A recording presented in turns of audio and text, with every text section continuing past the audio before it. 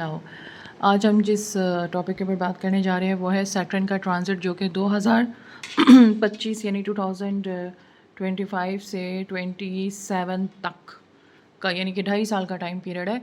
और ये सैटर्न का जो ट्रांजिट है ये एरीज़ ज़ोडिक साइन वाले या एरीज़ असेंडेंट वालों के लिए है। ठीक है, अब एरीज़ लगन वाले और एरीज़ असेंडेंट और एरीज़ आप मून वाले भी ले सकते हैं, क्योंकि लगन से भी हम कर सकते हैं और इसे आप चंद्र राशि से भी ले सकते हैं।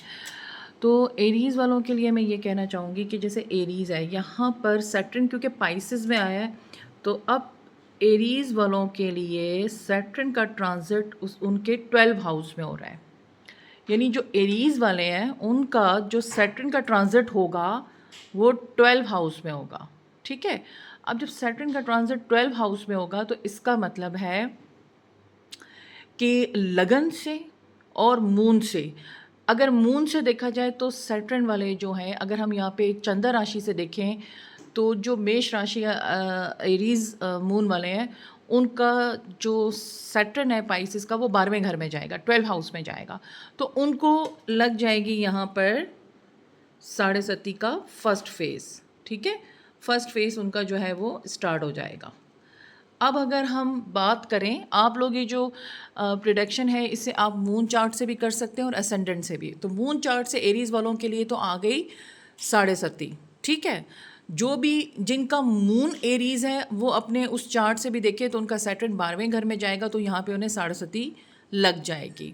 और अगर हम बात करें यहाँ पर एरीज़ लगन वालों की तो उनके 12वें घर में जाएगा, तो कहीं ना कहीं सैटर्न 12वें घर में जाके एरीज़ वालों के लिए थोड़ा सा अगर हम कहें तो यहाँ पर उनके, क्योंकि 12वां घर किसका होता है, 12वां घर जो होता है वो होता है आपके एक्सपेंसेस का होता है। ठीक है, एक्सपेंसेस का होता है। 12वां घर आपके फॉरेन ट्रैवल से रिलेटेड भी होता है। 12वां घर आपके जो है जिसे हम कहते हैं जो अगर देखा जाए फॉरेन ट्रैवल होता है, एक्सपेंसेस होते हैं। इसके अलावा आपका 12वां घर यानी कि आइसोलेटेड, ठीक है, हॉस्पिटल से रिलेटेड भी है, जेल से रिलेटेड भी है। तो 12वां घर जो है वो बहुत सारी चीज़ों को रिप्रेजेंट यहाँ पे करता है। लेकिन 12वें घर में एरीज़ लगन के लिए जब सैटर्न 12वें घर में आएगा तो करेगा क्या कि यहाँ पे एरीज़ वाले जो लोग हैं उनके सडनली जो है एक्सपेंसेस होना शुरू हो जाएंगे। ठीक है, सैटर्न जब आपके लगन से या चंद्र राशि से 12वें घर में अगर ट्रांजिट करेगा तो ये पाइसेस साइन में है, तो हो सकता है कि आपके अननेसेसरी एक्सपेंसेस हों, सेविंग करने में प्रॉब्लम हो, क्योंकि सैटर्न यहाँ से 12वें घर से बैठ के ये आपके दूसरे घर को देखेगा। तो दूसरे घर को जब ये देखेगा तो दूसरा घर कौन सा होता है, मनी से रिलेटेड होता है। तो कहीं ना कहीं जो एरीज़ वाले हैं उनके लिए सेविंग करने में प्रॉब्लम आ सकती, हो सकता है कि वो सेविंग करने की कोशिश करें बट सेविंग प्रॉपरली हो ना पाए। तो यहाँ से जो है अगर देखें ये तीसरा है, तो ये हो गया चौथा, पांचवा, छठा और ये सातवां। तो ये अब सातवां एस्पेक्ट यहाँ पे पड़ेगा इसका डायरेक्ट यहाँ से यहाँ। तो सातवां एस्पेक्ट अगर यहाँ पे देखें तो ये इनका इसका पड़ेगा 6 हाउस में। तो सैटर्न यानी कि 12 हाउस से 6 हाउस को भी देखेगा, तो यहाँ पर जो है वो आपकी डेली वेजेस जो इनकम है, या अगर आपके हम बात करें हेल्थ इश्यूज़ को लेकर बात करें तो हो सकता है कि आपके जो कमर का दर्द या हेल्थ इश्यूज़, पेट के निचले हिस्से में दर्द होना, या फिर इंटेस्टाइनल प्रॉब्लम होना, अपेंडिक्स से रिलेटेड होना, या कोई लॉन्ग टर्म ऐसी बीमारी जो कि पेट के निचले हिस्से से या पाँव में नी जॉइंट्स हड्डियों से रिलेटेड कोई चीज़ ऐसी बीमारी रहना जो कि थोड़ा सा 2 या 2.5 साल या थोड़ा लॉन्ग टर्म हो सकती है। ठीक है, अब ये यहाँ से 7, 8, 9 और ये 10, फिर ये यहाँ से इधर देखेगा। ठीक है, यानी सैटर्न 12वें घर से बैठा है तो पहला घर, दूसरा और तीसरा, फिर ये तीसरे घर को देखेगा। सैटर्न 12वें से तीसरे घर को देखेगा, चौथा, पांचवा, छठा और फिर ये 7वें घर को देखेगा, 8वां, 9वां और 10वां, फिर ये आपके 9th हाउस को देखेगा। तो 9th हाउस आपका क्या होता है, लक का घर होता है, आपके भाग्य का घर होता है, आपकी हायर एजुकेशन का होता है। ठीक है, आपके धर्म का होता है। तो यहाँ पर अगर देखा जाए तो हो सकता है जो एरीज़ वाले हैं, एरीज़ वालों के लिए हो सकता है कि वो रिलीजियसली बड़े कोई रिलीजियस जर्नी हो, या फिर वो अपने जिस भी धर्म के अंदर हैं किसी जो भी उनका रिलीजियस है जिस भी सेक्ट से हैं उसकी तरफ उनका जो है ना एक रुझान बढ़ना, एक उसकी तरफ ज़्यादा उनकी मतलब रिलीजियसली एक्टिविटी के अंदर ज़्यादा इन्वॉल्व होना। एकदम से आप देखेंगे कि जो भी एरीज़ वाले लोग हैं ये जो है ना बहुत ज़्यादा अपने रिलीजियस से अटैच हो जाएंगे, बहुत ज़्यादा स्पिरिचुअल में चले जाएंगे। यानी लोग इनसे अचानक इनका जो एक चेंज बिहेवियर ये होगा कि बहुत ज़्यादा, जिसे ये कहते हैं, इनका जो बिलीव है अपने मज़हब को लेकर, अपने रिलीजन को लेकर, वो बहुत ज़्यादा स्ट्रांगली हो जाएगा। ऐसे लोग स्पिरिचुअली बहुत ज़्यादा एक्टिवेट आपको नज़र आएंगे, जैसे मज़ारात पे जाना या बहुत ज़्यादा इबादत करना, स्पिरिचुअल एक्टिविटी करना।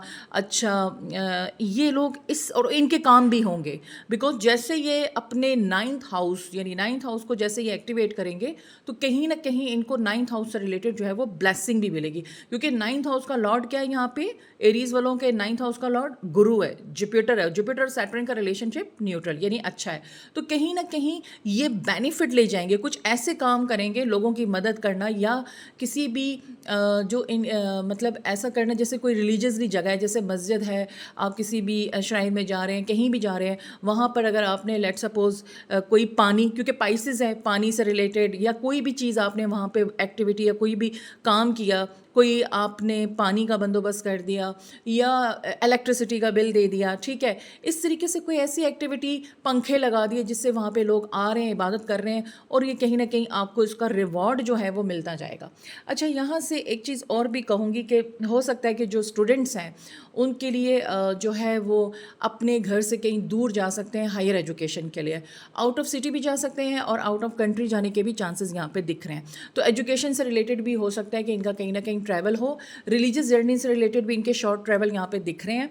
इसके अलावा अगर देखा जाए तो सैटर्न का जो ट्रांजिट है वो एरीज वालों के लिए अगर मैं बात करूँ तो ये एवरेज रहेगा, ठीक है, एरीज लगन के लिए एवरेज रहेगा, लेकिन एरीज मून के लिए सैटर्न का ट्रांजिट जो है वो थोड़ा सा चैलेंजिंग होगा। अब यहाँ पे मैं जो मून की बात कर रही हूँ वो इसलिए बात कर रही हूँ कि एरीज मून वाले जो हैं वो साढ़सती में जाएंगे, और जैसे वो साढ़सती में जाएंगे तो कहीं ना कहीं साढ़सती का जो फर्स्ट फेस है वो कहीं ना कहीं इनकी लाइफ में थोड़ा सा चैलेंजिंग टाइम पीरियड होगा, रिलेशनशिप को लेकर, अच्छा इनकी हेल्थ को लेकर, इनके जो कैरियर या लक में हो सकता है कि कुछ चीज़ें थोड़ी सी डिले हों, रुक रुक कर हों, तो कहीं ना कहीं ये थोड़ा मेंटली खुद को स्टक फील करेंगे।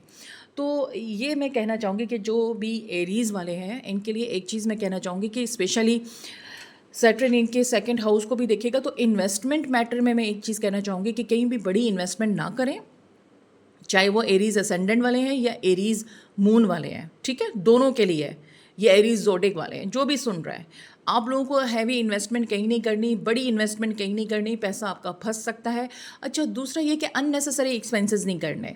बाज़ वक़्त हो सकता है कि आपको लगे कि हाँ ये चीज़ ज़रूरी है, लेकिन वो ज़रूरी होगी नहीं, जहाँ आप अपना पैसा इन्वेस्ट कर देंगे, लगा देंगे। तो कोशिश करें अपने मनी को खर्च करते वक्त थोड़ा सोच समझ के खर्च करें।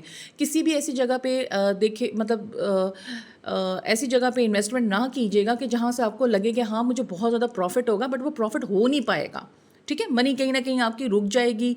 अब यहाँ पर एक चीज़ और कहूँगी कि हेल्थ को लेकर आपको थोड़ा ख्याल रखना होगा। जितने भी एरीज़ वाले हैं उनको हेल्थ को लेकर, स्पेशली उनके लोअर एब्डोमेन, जहाँ पे मैं अगर ये बात करूँ पेट का निचला हिस्सा जो बेली बटन है, नाफ है आपका, अच्छा जैसे अगर मैं फ़ीमेल्स में बात करूँ तो फीमेल्स में उनको पीरियड रिलेटेड प्रॉब्लम होना, या फिर जैसे पेट के निचले हिस्से में दर्द होना, अच्छा इसके अलावा स्टमक से रिलेटेड इशू होना या लीवर से रिलेटेड भी इश्यूज़ हो सकते हैं।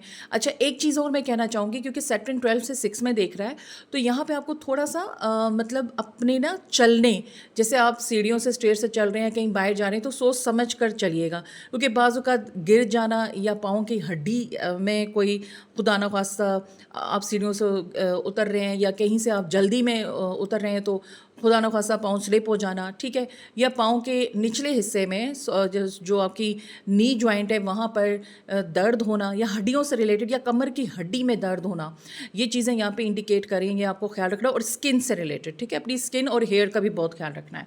उसके बाद नाइन्थ हाउस में जो है वो नाइन्थ हाउस से रिलेटेड मैं ये कहूँगी कि आप लोगों को मतलब देखें, सैटर्न क्योंकि एक्सपेक्ट डालेगा तो अक्सर औक़ात जो है ना तांत्रिक में लोग आएंगे, तो कोशिश करें तांत्रिक से दूर रहें।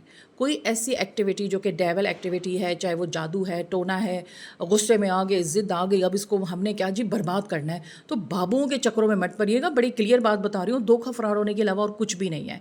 किसी से इंतकाम लेने की ज़रूरत नहीं है। एरीज़ वालों के लिए स्पेशली एक बात बोलूँगी, अपने गुस्से पे कंट्रोल रखें, रिवेंज बिल्कुल नहीं लेना। अगर आप रिवेंज के चक्कर में कहीं भी आप लोगों ने कोई अगर ऐसे अमलियात या ऐसे तांत्रिक या ऐसे जादू के चक्कर में पड़ गए, तो कहीं ना कहीं बिकॉज सैटर्न बैठा है ना, वो पर जस्टिस करेगा और वो सारा ये ना हो कि आपके ऊपर पलट जाए। तो कोशिश करें कि आप अपनी जो रूहानियत है या आपके अगर पास अगर कोई स्पिरिचुअल पावर्स हैं, ब्लेसिंग्स हैं, तो उसको सही मायनों में यूज़ करें। अब एरीज़ वालों के लिए मैं एक चीज़ ज़रूर कहूँगी कि इनके लिए जो ख़ास रेमेडी है वो ये कि ये सैटरडे वाले दिन काली चीज़ का सदका करें, ठीक है। काली चीज़ डोनेट करें। अब काली चीज़ क्या है, जैसे आपने ब्लैक कपड़े किसी भी गरीब को, ज़रूरतमंद को दे दिए। सर्दियाँ आ रही हैं तो आप ब्लैंकेट दे दें। आप इसके अलावा जो है काली उड़द जो दाल होती है या काले चने जो होते हैं वो आप दे सकते हैं, बच्चों को दे सकते हैं, किसी गरीब को दे सकते हैं। और कोशिश करें ये जो एरीज़ वाले हैं, एरीज़ वालों के लिए मैं एक चीज़ कहूँगी कि इनको चाहिए कि ये रेड कलर को थोड़ा एवॉइड करें, ठीक है। डार्क रेड, ब्लड रेड को थोड़ा एवॉइड करें। रोज़ पिंक यूज़ कर सकते हैं, mustard colour, lemon colour, yellow colour, pink colour, of white colour very इनके लिए बहुत अच्छा रहेगा। और एरीज़ वालों के लिए मैं एक चीज़ और भी कहना चाहूँगी कि इनको चाहिए कि ये इस साल यानी 2025 और 26 ये जो 2 साल हैं, इनमें अगर कोई भी बड़ा डिसीजन लेना जा रहे हैं, लाइक शादी से रिलेटेड, मैरिज से रिलेटेड, या कोई बिज़नेस स्टार्ट करना चाह रहे हैं इन्वेस्टमेंट से रिलेटेड, तो वो किसी भी अच्छे या काबिल इंसान से मशवरा करके या उसको बार बार उसके बारे में डिटेल रिसर्च करके तभी आपने कोई प्लानिंग करनी है। अदरवाइज़ ये हो सकता है कि आप जज्बाती, क्योंकि एरीज़ वाले बहुत जज्बाती होते हैं, बहुत जज्बाती, बस अभी जल्दी से काम हो जाए। अगर किसी से मोहब्बत की तो जुनूनी हो गए, अब इसको हासिल करना है, तो ये देख लें कि वो आपसे मोहब्बत करता भी है या नहीं करता है, आपके जज्बात के साथ खेल तो नहीं रहा।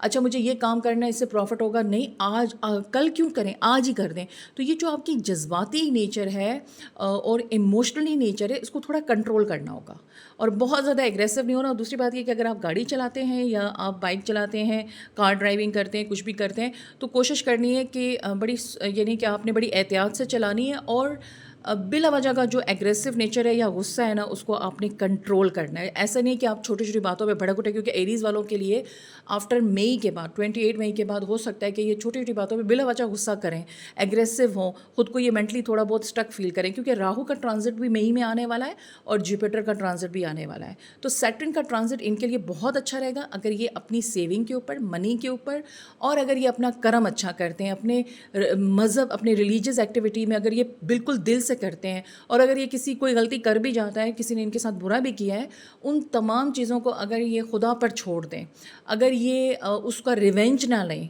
उसे वक्त पर छोड़ दें और सब्र कर लें, तो मैं समझती हूँ कि इनके लिए 2025 से 27 का टाइम आउटस्टैंडिंग टाइम होगा।